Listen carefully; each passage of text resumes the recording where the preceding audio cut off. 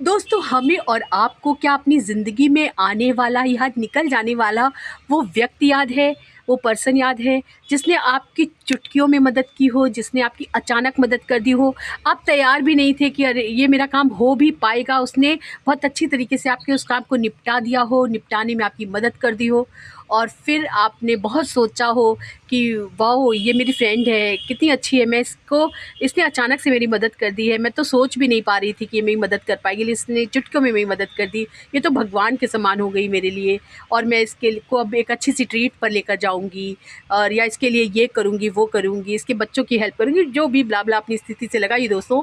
तो फिर आपको ये भी याद होगा दोस्तों कि वो व्यक्ति आपको उस टाइम पर तो इमीडिएट आप उसे ट्रीट देना चाहते थे, कुछ गिफ्ट देना चाहते थे, कुछ अच्छा-सा उसके लिए कर देना चाहते थे, लेकिन वो आपको नहीं मिली या नहीं मिला, जो भी है अपनी स्थिति से आपको लगाना चाहिए दोस्तों।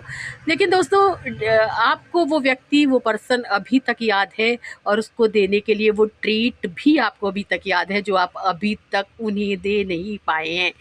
दोस्तों, अगर जैसे ही मैंने आपसे ये कहा तो आपको बहुत सारे लोग आपकी दुनिया के याद आ जाएँगे, जिनको आपको ये ट्रीट देनी बची है, वो ट्रीट देनी बची है, ये पार्टी देनी बची है, वो पार्टी देनी बची है।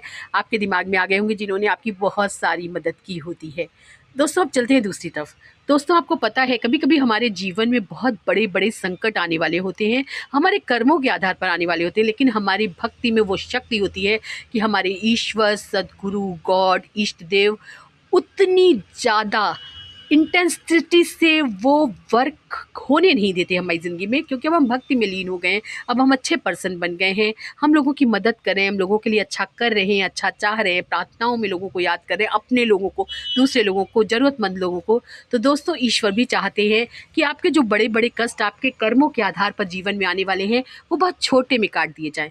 तो दोस्तों, उन छोटे-छोटे कष्टों को काटने का काम हमारे ईश्वर, हमारे सद्गुरु लगातार कर रहे हैं। तो फटाक से उनको भी थैंक यू देते रहिए, शुक्रिया करते रहिए कि भगवान जी, आपने मुझे सुबह उठकर इतनी अच्छी श्वास दी, हम अच्छे से साँस ले पा रहे हैं, इसका शुक्रिया। आपने इतना अच्छा दिन दिखाया, सुबह का मुहूर्त दिखाया, उसका शुक्रिया। आपने मुझे खाने को इतना अच्छा-अच्छा खाना दिया, पहनने को इतने साफ-सुथरे अच्छे कपड़े दिए, इसका शुक्रिया। मुझे आप चला-फिरा पा रहे हैं, मैं धरती पर खड़ा हो पा रही हूँ, खड़ी हो पा रही हूँ, इसका शुक्रिया दोस्तों।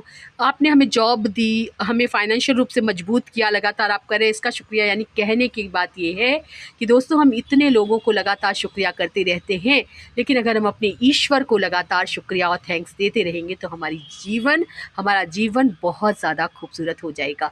ध्यान ज़रूर से दीजिए इतने ही सुंदर-सुंदर मोटिवेशनल टॉक के लिए। बस करना है आपको इतना, करना है मेरे चैनल को लाइक, शेयर और सब्सक्राइब। धन्यवाद दोस्तों।